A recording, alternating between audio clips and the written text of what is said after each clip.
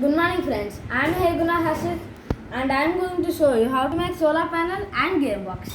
The materials required are 2 wires, one green and one white, and the solar panel with 2 springs, and the motor with 2 springs, and the shaft and two-way adhesive tape.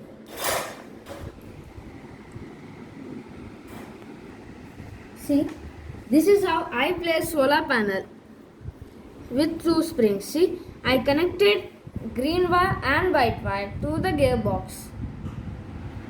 And now I am going to place this cover in on this like this. Now I will show the gearbox.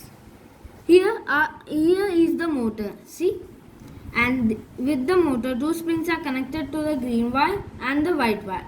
The green wire goes for plus and the white wire goes for minus. And I connected the motor with shaft. See, here is the shaft.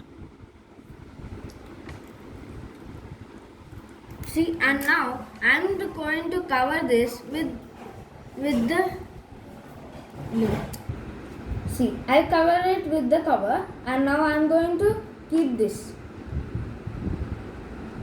See, the gearbox is ready and so is the solar panel.